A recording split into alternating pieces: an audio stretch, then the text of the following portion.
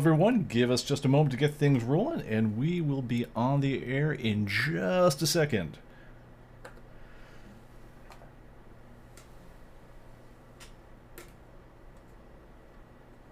And there we go. Wow, okay. Not sure what took so long on that one, but here we are. Hey everyone, welcome to the ComicBase live stream. I'm your host, Pete Pickford, and I think we're about ready to rock. We almost had a really impressive opening there, but as usual, I'm fooling around with the settings on my switcher until the last possible minute, and so I didn't see that we were not actually projecting the main thing, and I had a devil of a time cutting over. Anyway, hope everyone's doing well. Let me just make sure that we've got everything working right in terms of sound and so forth. My levels look good from here. Hopefully it sounds good to you folks out there. And let's take it away. Hey, Tyler T, welcome from upstate New York. Man, where in upstate New York are you from, man? I used to grow up in Ithaca, New York, right by the Cornell campus. My dad used to run the food service up there. But anyway, so yeah, I know the area well. Okay, Mike, Andre, Oro, great to see everyone here. Hail Jeff, hail Tim, hey Steve as well. Lorna Arminger, Marilyn, nice check in. Oh, and we have our wrench, Greg. Glad to see you, man. All right, and let's see here. All right, have I got everyone caught up on it? Oh, and Fred, good to see everyone here. Okay, so let me get my show notes up. We are going to be okay. Teeny bit on the loud side says. All right, I will turn it down slightly. Okay, we'll try that. And okay, hopefully that sounds good. All right, guys. Yeah, so it's going to be pretty straight into the point live stream. What we're going to be talking about, a little bit of comic-based changes, late-breaking things, a little bit news on content front. I'm going to save the big news for next week, unless I get an update during the show, which could happen. We'll be discussing auction results. That's our big topic for today. Particularly around Action Comics #1 and Superman #1, as well as some of the other high-end auctions that have been happening lately. Well, we've got some numbers and analysis on that, and we're making kind of a controversial call, and you'll see it in this update. So if any of you have any heavy Golden Age collections, you might see some real value swaps on a couple of the books that you're used to this week as we go along. And I want to take, of course, your questions. That's the main thing I want to be doing. So please put them in the chat and post them to @ComicBaseTV, and then that helps me see them, makes them pop out a little bit more, so as I can see them as they go flying by. All right. So and also want to, if I get a chance, to show you a couple cool things I picked up this week. Hope you guys picked up some neat things for your collections as well. All right. Oh, hey Xanadu, great to see everyone, and hail the wrench mensch. Oh man. Greg says, "Go ahead, spammers, make my day." Let's see if the overlay keys are working here. Give me just a second. Should be, but I'm not sure why that's not coming up in the chat. Yeah, keys look good from here.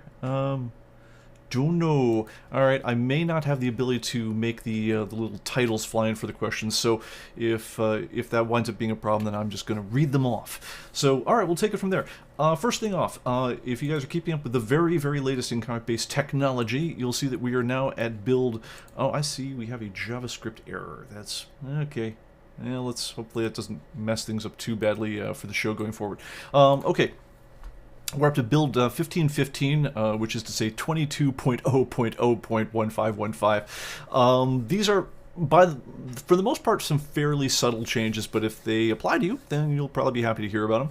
We talked last time about we might be trying to make some changes to the program so that we kind of retroactively fix around a problem the old-fashioned Manhattan scanners that we sold about a decade ago would have reading modern Coda-bar barcodes. And largely, as long as you're scanning comic books, the new version should allow you to, even though your scanner isn't picking up all the digits right, it should code around that in a way that allows you to get to the custom printed labels, at least for your comics. The hack will not work for books or magazines. That's the best we can do for you at the moment. But for comic books, you should be good to go. Other things, we got rid of, if you guys remember, old versions of ComicBase, back when the internet was young, it felt like, we had added the ability to link to a custom website for a comic book. This is back when independent creators in particular were creating their own websites to show off, you know, particular upcoming series and so forth. This is just not the way the world went for the most part, and we got rid of website as a part of the title information for, you know, we're not expecting you to link to a custom website anymore. Honestly, that's code that we hauled over from the old ComicBase 2017 code base. It'd largely been mothballed in the 2020 series, but we officially took it out. So if you saw that go away, that's where that went. On other notes, we added fall as a variant type for comics and magazines. If you care about typography, we have better curving of our double quotes when we're cleaning up items. When you go to file tools and then do a rebuild list of the item information, if you have any straight, you know, really, when we talk about straight quotes and straight double quotes, we're really talking about pound and inch marks. But it will turn your, you know, your foot marks, you know, into sorry, not pound and inch marks, but inch and foot marks. It'll turn your foot marks into curved quotes the way they're supposed to be, and it'll turn your inch marks into curved quotes, you know, going like that, the way they're supposed to be when you do a cleanup. More importantly, we also solved a problem where if you had the word edition in one of your notes, it wasn't getting transferred to the item notes properly, and might have been even getting stripped off if that was an item that was in your notes. So that will not happen anymore. And finally, we do a better job if you drag comics into ComicBase of updating the grid issue information right away about how big the picture that you dragged in was. So hopefully that will solve some of the problems people have had with dragging in you know, images where you had information about an older, larger picture, and you, I'm sorry, an older, smaller picture, and you drag a larger picture in, and then if you go and check for updates, it still thinks you've got the smaller picture, and so hopefully that will prevent it from being replaced if you have the auto-download larger pictures set up. If you're still having a problem with that, please reach out to us, because it is something where there's so many pieces to that particular chain of events. We want to make sure that we solved everything for everyone in a way that, you know, really gets the problem to be gone. And let's see here. And on the private chat, apparently YouTube Chat Galactus has taken the first victim, so I guess we've wrenched our first wrenchie. Congratulations to the lucky spammer. Way to go, mods. All right, great. This mod thing, I'm a big fan. All right, other things going on in life. So content updates. You guys have been absolutely fire hosing at us lately. I mean, like, it's been crazy. The last couple of weekends, you know, you work late nights, crazy hours, everything. You get to Friday night, and I was like, all right, great. Zeroed out the corrections. Everything's good. Let's go home, have a beer. And we would come in on Monday morning, and it's like there's like 25,000 submissions over the weekend. It's just been mad, and that's happened weeks in a row. Now, some of these things are magazines with a million titles. A lot of other things, it's like some of our old, you know, the top. If you look at the submission list, the points on the top level of ComicBase.com, you'll see that some of the folks out there, Robert and you know, Frank Calisardo and so forth, they've been sending us in literally thousands and thousands of well, either never known or forgotten kids series, in particular from you know, Portugal and Mexico and, you know, you name it. But as a result, we have added gosh, about 20,000 comic books in just the last couple of weeks to the database. So a lot of these are not going to be of super interest to American customers, but it's pretty cool to see just from a historical standpoint. And frankly, it's amazing to see just the forms that say Batman takes around the world. I mean, it's just it's cool. So anyway, thank you so much for all that information. Thank you for our editors for valiantly trying to at least, you know, get the pricing on those going. And the sum total of all this is I'm expecting an update. We're pushing an update today. It's getting worked on right as I'm speaking right now. It may be done by the time I finish up the podcast here, so I'll bust in with the news on the totals. But we are so close to 1 million comic books. It's getting kind of weird. If so, you'll hear about it here first. We also have added, I think we're up to 810,000 and change for the number of covers in the database, which, if this keeps on going at this rate, it's going to have to give us an absolute rethink about how we do cover distribution in the future, because, I mean, at the rate you guys are going, I mean, we can't fit another 800,000 comics on the same set of discs, and who knows? But this seemed like science fiction a while ago, but man, I can't believe what you guys are doing as far as just giving us new content. So anyway, very, very cool to see. I hope you guys all enjoy it when it comes down, and thank you so much to everyone who submitted, who did the pricing, our editors, everyone. So you guys really keep the whole thing rolling. All right, let me do a quick check of the chat and make sure we're not getting too far behind here. Yeah, Fred said 1 million comic books. Yes, 1 million comic books. Staggering to me. All right, and yes, the build is 20. Its official name is 22.0.0.1515. So the last 4 digits are 1515. And the easiest way to get to that is if you go on, and I've shown this before, but it doesn't hurt to show it again. If you bounce into Setup and go to Preferences, and if I bring it over to the right screen, and I believe, do I have magnifier up? Yes, I do. So I can actually show it now. If you come up under here and make sure this box labeled check for interim updates is checked, then it will automatically show you not just the big updates that come out once a quarter, but also all the little interim things with all these little changes. And if you then do a check for updates, you'll see the new version. You can just install it from there. And to see all the release notes on what's going on, go over to ComicBase.com and check the beta release notes under support, and it'll show you. But yeah, so that's the easiest way to get it. You also can just re-download the software from under My Account registrations, right where you went and downloaded it for the first time. That'll also always get you the latest version of ComicBase. Okay, let's come back to here.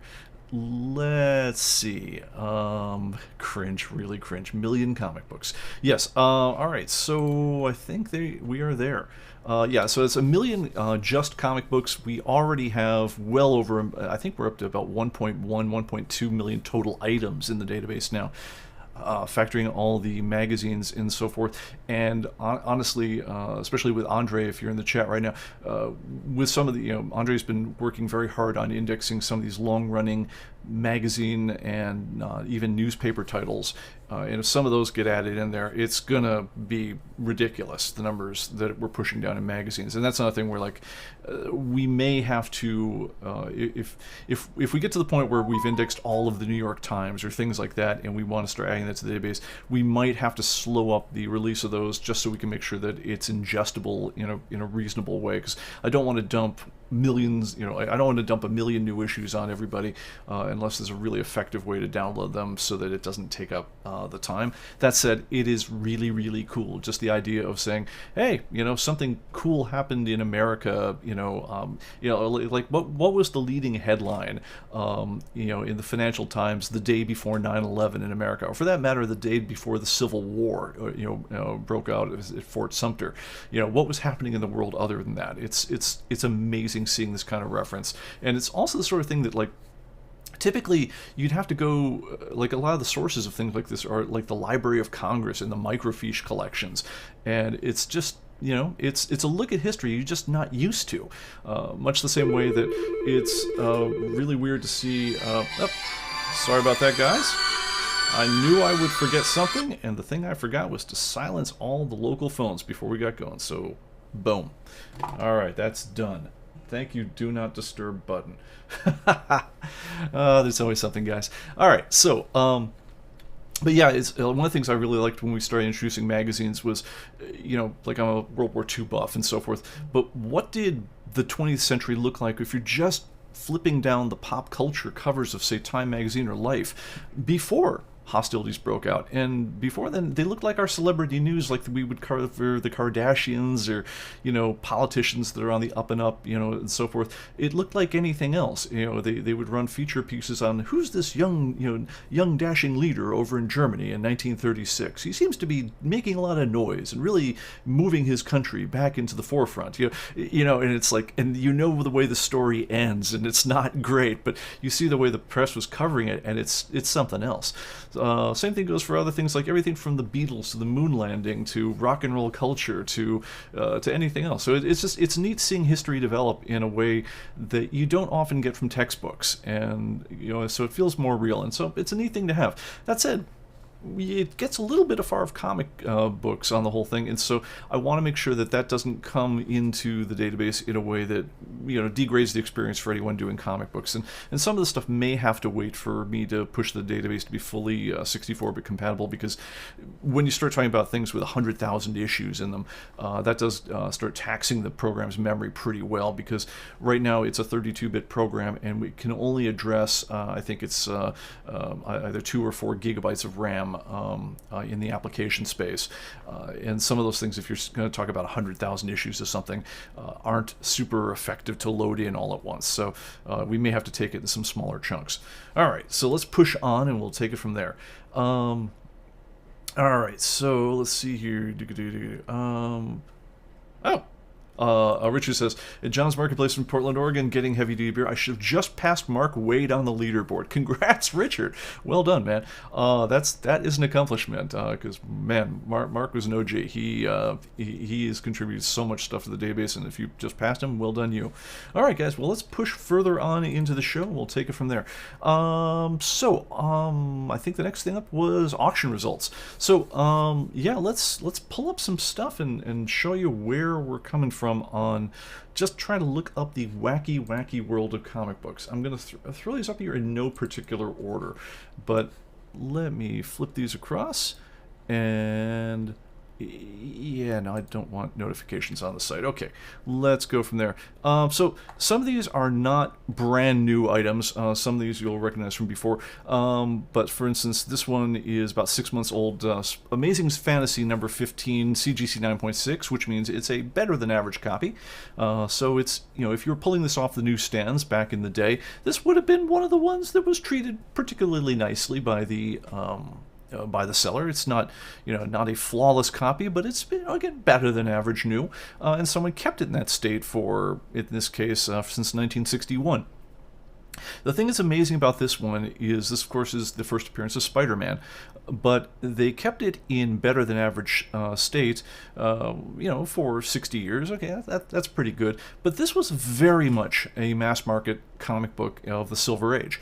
This was not something that got systematically obliterated by wartime paper drives. This was during the age when people were starting to feel, they hadn't quite gotten there yet, but there were people who were starting to feel like comic books weren't complete garbage, and you should maybe try to keep them in good shape if you were that kind of person. But this is, as all things concerned, this is a comic book that most comic shops would have an Amazing Fantasy 15 kicking around in some kind of shape. This used to be a fairly common comic book where, you'd have a beat-up copy of it. Someone would have it on their back wall, and it would go for 10, 15 grand. This thing is sold for $3.6 million. This is a Silver Age comic book here, and this set the price record of the time for the highest price ever paid for a comic book. But things have gotten, if anything, crazier than that in years since. So let's go ahead and first of all, let's look at the one that really, let's do a little background before we get to the one that, caused all the alarm. That is, of course, it right there. Sorry, I was pulling up a couple of things right here. So here's an 8.5 copy of Action Comics #1. This traditionally is the comic book that is going to be the one that costs the most of any comic book on the planet. It costs more than Marvel Comics #1. It costs more than Fantastic Four, Amazing Fantasy number 15, Captain America Comics #1. This is a Golden Age comic book, 1938. Back, I believe it's June 38. Yeah, this is right there on the cover. Sold in CGC 8.5, which means a very fine copy. Lovely shape for something this old. $3.2 million. And the thing about this one is, even though this set absolute sales records at the time, I think at the time it caused the ComicBase price to bump up by about $1.2 million if memory serves. This one, if anything, is underpriced by today's standards. First of all, look at this guy. You're talking about essentially a very fine copy.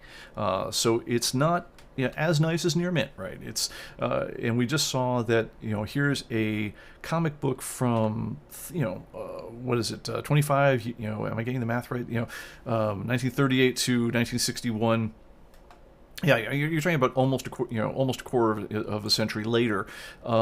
Much more recent comic book selling for $3.6 million. Now, granted, in nicer shape, but still, it's not that much of a difference. Then alongside of that, we have some other crazy things going on. So here is, up to that point, the best copy of of Action Comics #1 to ever be sold. This is from August of 2014. This is the best known copy that I believe was it Comic Connect selling this one, but it was the best known copy that CGC had ever handled themselves. Now, it is thought that. It is thought that there are 4 near mint copies of Action Comics #1 in existence somewhere in the world. Or at least that's what Overstreet used to say. They may have found another one since then, but that are privately held.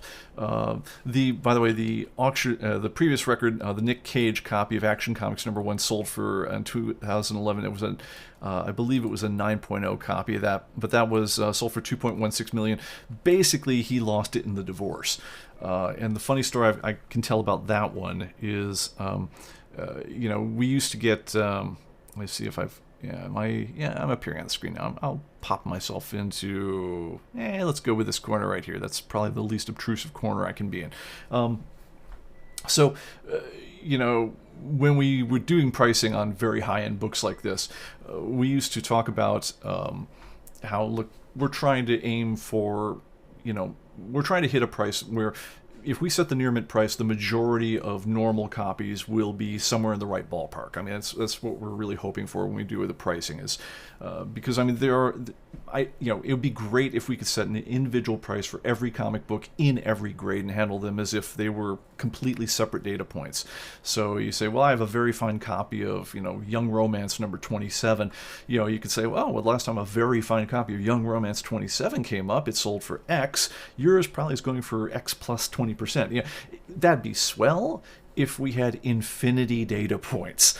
We don't have infinity data points. We crunch. I think the current number is about 2.15 million points of data every week to get the rolling market average of auctions that are sold through Heritage Auctions, auctions that are listed, items that are listed on Atomic Avenue, and items that are sold on Atomic Avenue. That's where the primary data source comes from for ComicBase every week. So we're dealing with real market forces, and we're trying to more or less compute an average.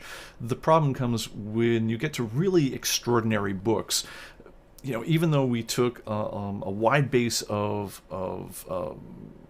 books in different grades to figure out what the breakdowns for different grades should be on average, not everything's going to follow along those averages, especially when you're talking about extraordinary books. And what we're doing right now is we're talking about extraordinary books. So when you're talking about Action #1, Superman #1, Detective 27, we're trying to, in an impossible task, we're trying to come up with a near mint price which represents the entire market on that book, even though the breakdowns along the different grades are going to swing wildly according to recent auction sales. So I'm sitting there, and I don't know, I was working on ComicBase maybe 4, at the time, I was, and so I was puttering on all thing, phone rings. I pick it up, and it's a guy who has a problem about the pricing. And he says, well, I've got a problem with your pricing on things. Well, how do you get the pricing? And he kind of explained how we did it. And back in the day, we did it in association with Comics Buyer's Guide, where we more or less split the pricing work, and we would check just incredible numbers of auction results off eBay and everywhere else we could, and we had stores that would send us data and so forth. And we would try, hopelessly to try to come up with a guide price for, I think at the time it was something like 30,000 comic books. And so I'm kind of giving him the usual spiel about how we do our pricing and so forth. And I think at the time Action 1 was like $1 million, in near mint is what, all the price guides, including us, were saying it was going for. And so he says, he's like, well, I've got a problem, with your pricing. And he said, well, what books in particular do you have a problem with? And he said, well, Action #1. I said, well, okay, Action #1 is extraordinary book, and the reality with books like that is they, you know, the price on it is whatever last copy it came up at Christie's sold for, and so that's where the pricing is coming from, you know. And so, you know, and he said, yeah, well, he said, I've got a problem with that, and it's, you know, well, you know, what's the deal? And he said, well, it's just that we've got one. And I'm like, I'm sorry, who's this? And he was some English guy, and he's like, I'm the guy who manages Mr.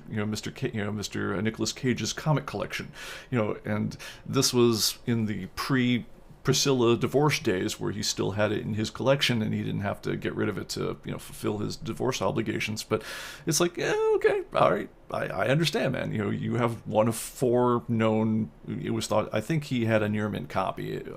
Memory serves, or at least it was very close to. But anyway, yeah, the reality on books like that is they go for whatever the last auction went for at the time, and there's not a lot you can add to that. Now, at this point, we are actually seeing enough data at the high end of, you know, not just, you know, the really good copies coming up, but we're also seeing a fair amount of action on the lower end copies, because even a poor copy, you know, like one that's ripped to shreds. I think there was a single page out of an Action #1. You know, it was like page 23 or something. It was like decayed beyond words, and I think it sold for like $550 or something. But even like really bad copies of Action #1 will go for $10,000. You know, so. You know, we have to somehow average in those sales to the extent that they make any sense, along with the very high-end sales, and come up with some kind of coherent number for what the overall value of the book is that doesn't distort your very good copy too much. Like I say, it's an impossible task, but we're doing our best. Now, with that said, we've had some issues here around recent comic sales. We're getting in some data that's really causing us to, you know, have to manually look at some of these books and say, well, what are we going to do here? And just to bracket the issue in the whole thing is, you know, on one hand, you've got a modern day book like this going for $3.6 million. You know, let's say the near mint adjusted price would only be $3 million, but still $3 million for a Silver Age book. You've got the last known, you know, best copy of Action Comics going for $3.25 million, and then this book comes on the market. This is the quote-unquote rocket copy of Action Comics #1. Let me zoom it in here so you can see it is. Now, you say, okay, why is it the rocket copy? The answer is because it's got a little stamp of a rocket on it. I say, well, that's very interesting. Was this a particular publisher mark? No, it turns out that the kid who owned it just liked rockets, and so he had a little rubber stamp. It's the sort of thing people have.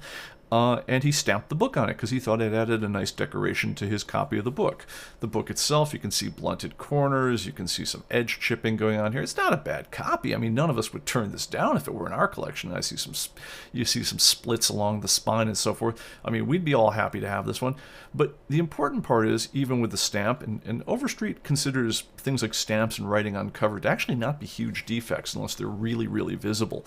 But this thing got a 6.0 grade. I think that looks like a decent grade for the book. This is the part that caused outright panic in the market, is that this thing sold for, let me see if I can pull it up. Well, I guess it's just the headline of the article. This thing sold for basically $3.2 million. And I think you add on a 15% auction fee on top of that to get the real price. This is insane. This is for a 6.0 copy. If you multiply out what that entails as far as what the actual price of a theoretical near mint unslabbed copy of Action Comics #1, you get a number that's well north of $6 million. And so all of us are sitting around and we're, you know, talking to our auction analysts, and we're talking to our friends in the industry, and we're saying, well, what are we going to do here? Because right now, the price that we have on Action Comics #1 is like $3.2 million, is about where we left it from last time, which doesn't make any sense anymore, because it's got to be higher than this. It's got to be significantly higher than this. And more importantly, it's got to be higher than the copy of, let me see if I've got it here, there's a Superman. Do I not have that pulled up? Sorry, let me look for it. Yeah, no, I'm sorry. I apologize for this, guys. I did not pull this up ahead of time, so give me just a moment to do a little Googling, and I'll pull up the appropriate one. The Superman 7.0. There we are. I thought I had this. Okay. Yeah, here it was. Let me pull this onto the other screen so we can see it. There we go. Superman 7.0 sells for $2.6 million on Comic Connect. This happened in December. The thing you got to know about this, so 7.0, it's a lovely copy. It's not anything particularly special. It's it's considered classic copies for Superman. If you compare it to the Action #1, you might prefer this one. It's a lovely indicator of it. But this is maybe the 8th appearance or 12th appearance of Superman. This is just the first time he appeared in his own comic. From a comic history standpoint, this is a nothing burger compared to Action Comics #1. And this thing just sold in 7.0 for $2.6 million, which implies a near mint price of about $6 million on this guy. This can't be a more valuable comic book than Action Comics #1. It wouldn't make any sense. Nobody, if I had a 7.0 or a near mint copy of Superman #1 and a near mint copy of Action #1, 99.99 now, who am I kidding? 100 out of 100 comic collectors would take the Action Comics #1. That's just the fact. So we're sitting there and we're saying, okay, on one hand, the last copy of Action #1 that came through the loop was this Rocket copy, the 6.0 copy of Action #1, which sold for 3.2 mil. And, the Superman has a value which would imply that it's worth even more than that went for. And so now, what do we do? And the answer is we had to make an editorial decision that we're going to manually move the price of Action Comics #1 in the database up to $5.3 million. And this is being done basically by trying desperately to bracket the recent sales data and to try to imagine that, for instance, what if that Nick Cage comic book, that sold for 2.1 mil when a decade ago, what if it came up for, on the auction today? First of all, I mean, as far as I know, there have only been 4 comic sales in the world for more than $3 million. But if it came on the market in this market today, what would it go for? And honestly, we're probably lowballing by saying it would go for 5.3 mil. Now, on one hand, you sit there and say, would the market just balk? Would it sit there and say no comic book is worth $5 million? But based on everything else we can see on the market, based on what we can see in other asset markets, in real estate markets, in other high-end collectibles and things like that, our analysts don't seem to think that there's any reason the market wouldn't cough up 5.3 million. And like I say, the feeling in-house is that we're probably lowballing slightly. So what does this mean? Well, it means that if you've got an Action Comics #1 sitting in your collection in ComicBase, your collection value is going to go way the heck up this week. And it's going to be very sudden, and it's not going to be based particularly. I mean, it's based on a number of surrounding data points. It's not based exactly on, only on the sales of Action #1.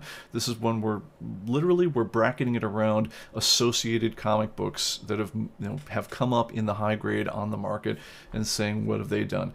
And so, if your insurer suddenly gets the word on that one and wants to raise the deductible on it, we apologize, but there you have it. And honestly, if your insurer has to pay out for it, we'll definitely, provide our spreadsheets to them and back up the valuation on it.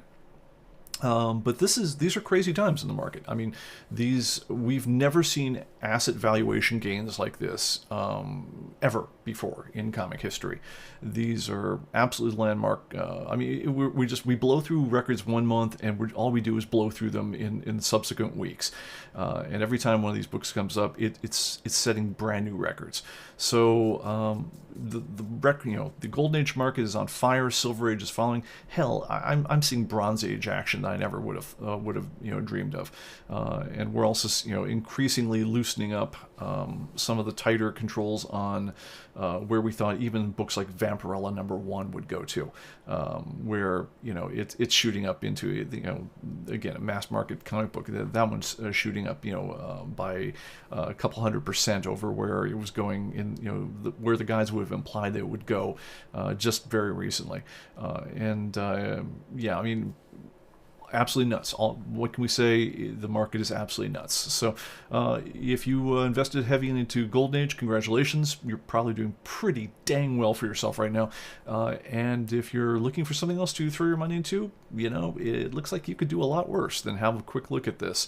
So there you have it. That is kind of the discussion on that. And let me go over the chat and see what the reaction is. And we'll take things from there. All right, drink roll calls. All right, let's see here. Yeah, Sierra Nevada. Just lots and lots of drinks. All right. 16%. Okay. All right. Oh, I'm sorry about that. It's so vital you see that thing for Crimson Cage. Sorry about that, guys. That's my copy of ComicBase here, and if you're looking at the other monitor there, that's just the monitor I keep all my computery things onto, and I just happen to have ComicBase launched. I think we just put a new scan of Crimson Cage #2 up 2 seconds ago, so that's just why it happened to be there. This has nothing to do with anything. I probably should have hidden it until it was time to just show web pages, so I apologize for that, guys. All right. And Oro says, remember, friends, all bubbles burst. Look, it's good advice. They say don't get too far out on any particular investment. I gotta say, though, this feels, I don't know, it's hard for me to say where the Golden Age stuff is going to go wrong for you. I haven't seen a downward trend emerge yet in the Golden Age. Worst case is things slow up and things come up. I've yet to see an auction fail. In other words, I've had yet to see one with a high reserve come up that hasn't realized. I've yet to see one. I mean, I can't think of one that literally where it didn't just about break all the new records. We occasionally see ones where they shot for the moon and they didn't quite get there, especially if you're talking about mid-grade-ish copies of things. But yeah, it feels to me like there's a lot of energy left in this particular market. It feels less bubbly than this feels like. Honestly, it feels like a capital flight from other investments, in much the same way that you can have government policy that subsidizes mortgages and so forth, where it causes a lot of capital to flow into things like real estate because they become asset advantaged in terms of tax treatment and interest rates and things like that. Where, for instance, if you've got a mortgage that's running like at 3% right now, if in a world with 6 or 7 or 10% inflation, whatever the difference is between that and your own mortgage rate, you essentially that delta forms a tax-free, because it doesn't officially exist, bond. You've borrowed a lot of somebody else's money and you get to pay it back with deflated dollars.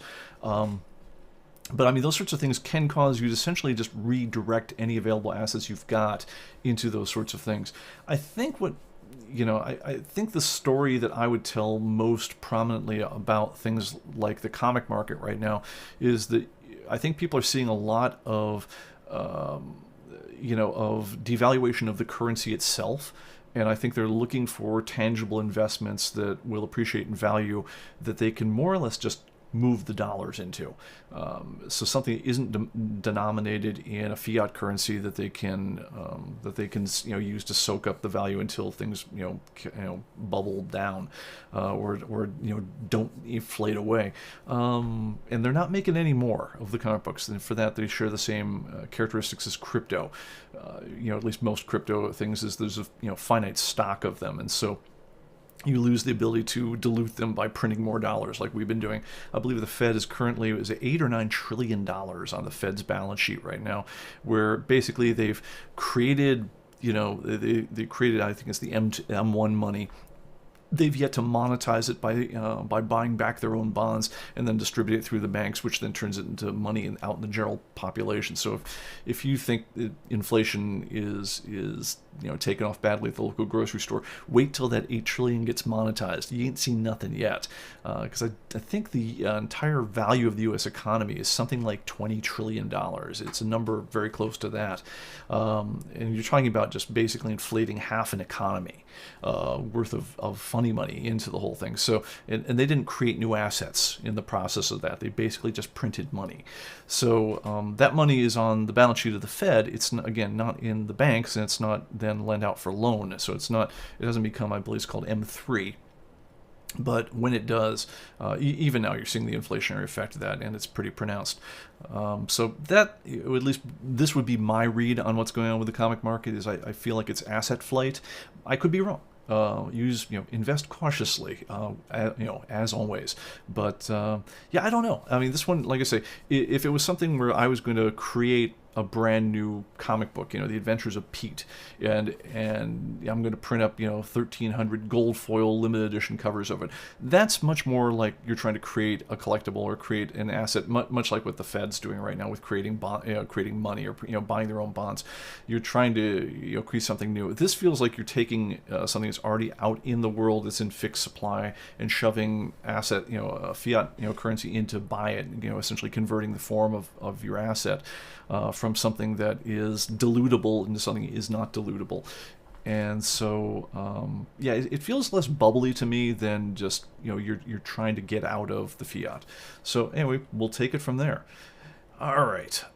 Yes. Fred says, Superman pricing goes up and away. Absolutely. Oro says, does the huge value of action number 1 then trickle down to the higher numbered issues? By higher numbers, I assume you mean lower numbered issue. Like, what does this move down to Superman 2? It's a great question. We're doing this one at a time right now because this is a big move. I mean, this is the marquee number in any price guide, is what's Action Comics number 1 going on. And we're throwing out there, like I say, the consensus feeling amongst the analysts we've talked to and our own internal analysis on it is that 5.3 million is probably the right number to put out there. In other words, we'd be very surprised if a near mint copy of Action number 1 went up for auction and it didn't hit 5.3. Could it go higher? Could it go lower? Consensus is 5.3 is about right. But what the hell do we know? I mean, it's like when you're seeing things going at 50% over guide and they're already in the $2 million range. At that point, price guide becomes an esoteric concept. When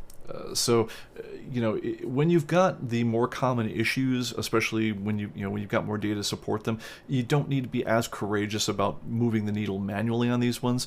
So whenever possible, I'm always inclined to let the raw data move it for me in terms of these things. This one is a manual adjustment. Like I say, it's a manual just not based particularly on the sale of Action number 1, although there was a really high striking one earlier on.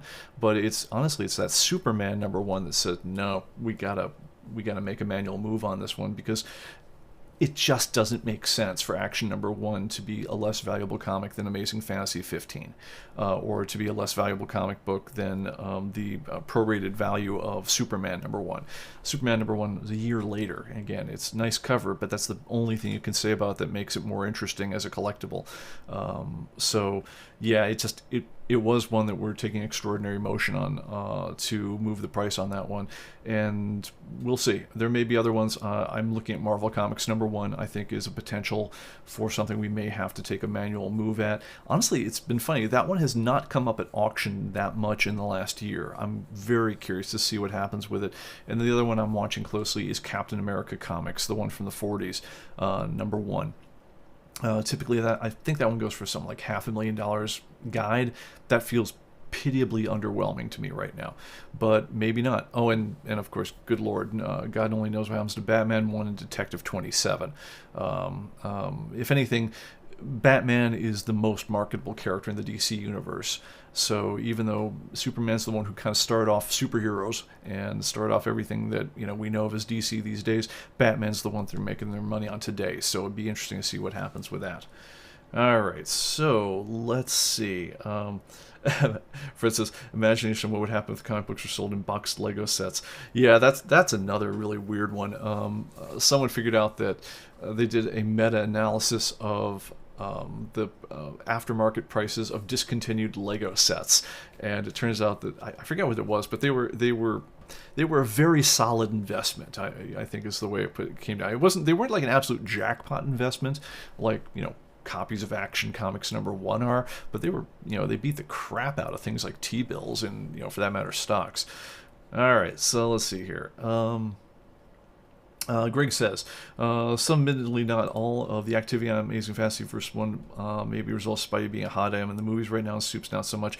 Yeah, I agree. I mean, it certainly helps the marketing of a particular auction, but just is compared to how many copies of Amazing Fantasy exist in the world in decent shape compared to how many Action #1s exist in the world, it's nothing close.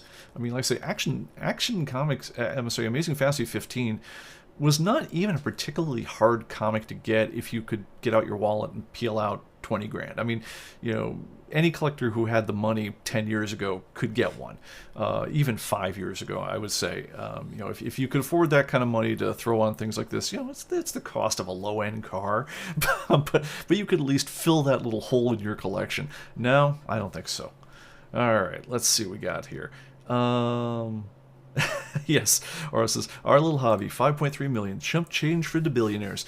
Yeah, you guys, I'm sure, have heard about Jeff Bezos. He's having a super yacht built for himself over in, I believe it's Holland. And because the boat's so big, and it had to be built in Holland for some reason, I guess they're really good at building super yachts. And by the way, I was in Miami a while back. I saw Mark Cuban's super yacht. It's impressive. It's kind of like there's a new stretch of the island, which just happens to be a boat. it's that kind of size. Well, not really, but it's a damn big boat.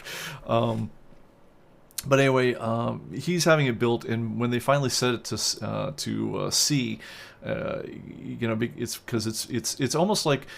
I had a treadmill in my office at one point where it comes in a box, you assemble it, and once it's assembled, it's such a pain in the butt to take it out that you wind up cutting off parts of it in order to get it out the door again. It won't come out. Well, the problem with Bezos' super yacht, I believe it's a $100 million super yacht, is because it's being assembled on shore in this little outlet, it can't actually sail out to sea because there's a historic bridge. I think the bridge is like 500 years old, and he's going to have pay apparently to have the top of the bridge lifted off so that he can get his boat out to sea. I think the bridge was built in the 1600s, and so yeah, that's just the way it goes when you build something nice in some place where you can't move it out.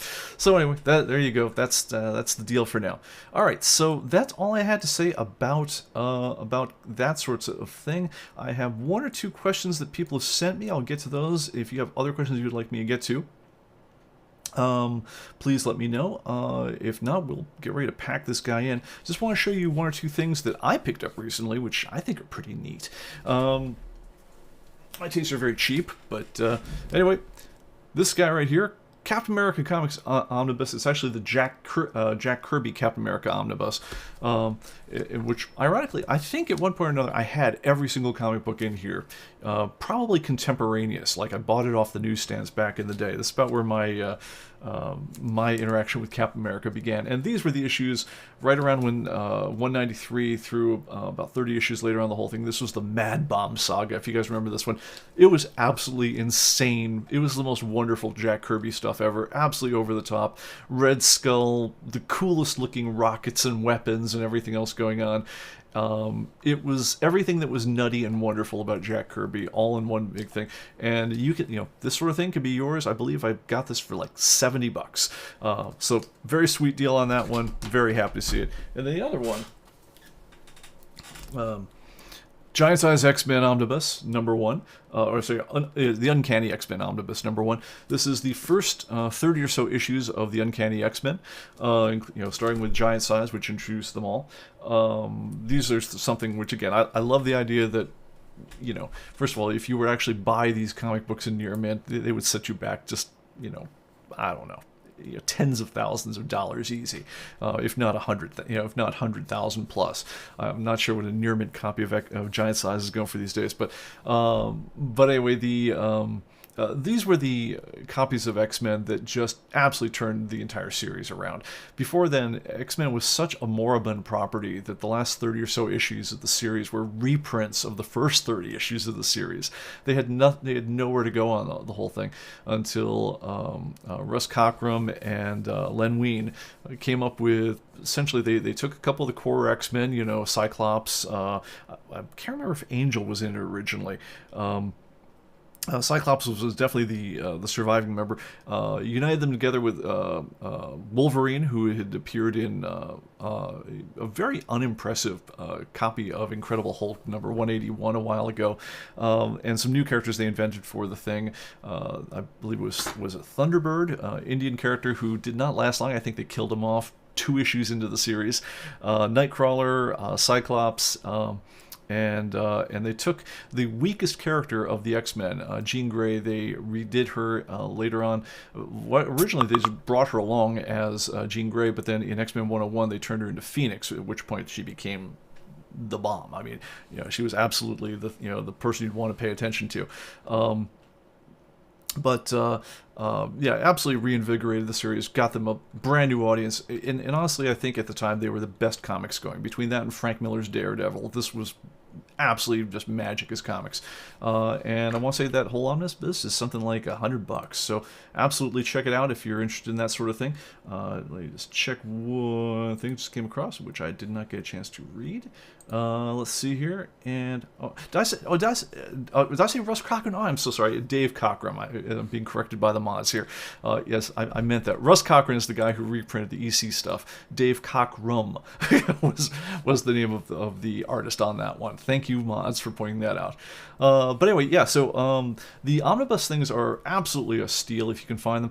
I feel really bad personally that I didn't get on them myself earlier, because I missed my chance to grab Tomb of Dracula, the omnibuses that printed that one, and Savage Sword of Conan, and for that matter, the original Conan books, which again, I think some of the coolest comic books that were ever printed. And you could have had them. I mean, I could have had them for like cover price of like $100 each. They're going easily for double that now. Even then, they're a deal. I don't know. They'll probably be the sort of thing. I'm just too cheap. I'll probably wait till I can find someone who wants to get rid of them for less than that. But anyway, yeah, the omnibuses from Marvel, definitely check them out. I think you'll enjoy them because it's a wonderful presentation of comic books. It's great to read in physical format. These are really the strongest things going on. Some of the best comic books that I think have ever hit in the modern era. And you can read them in full color. You can hold them in your hands, and you won't think that if I ever set my coffee cup down in the wrong position, I'll have destroyed incredible amounts of stuff that I'll never be able to replace again. So a lot to be said for the format. I like it a lot. Anyway, I think that's about it. Let me see how we're doing for time. 4:53. Let me see. Is there anything else I want to get to in the chat? If not, let's see here. Sorry about that. I just have too many windows open here because I had all those other things here. So I want to just close down a few things just so I can see straight, and we'll take it from there. Where is H2R? Ah, come on, you kill me. Oh, there it is. Okay. All right, I think, let's see. Oh, Greg wants to remind everyone we have a dedicated thread on the ComicBase message board to request topics and demos for live streams. Fred pointed out Banshee. Banshee, gosh, I think what they did with him is they had him lose his voice in a while, and they kind of made him morbid. I'm not sure I'm not sure if they actually killed him. I think for a while he was like one of the trainers of was it Excalibur, but I'm not sure where his status is right now. And let's see here. Fred says,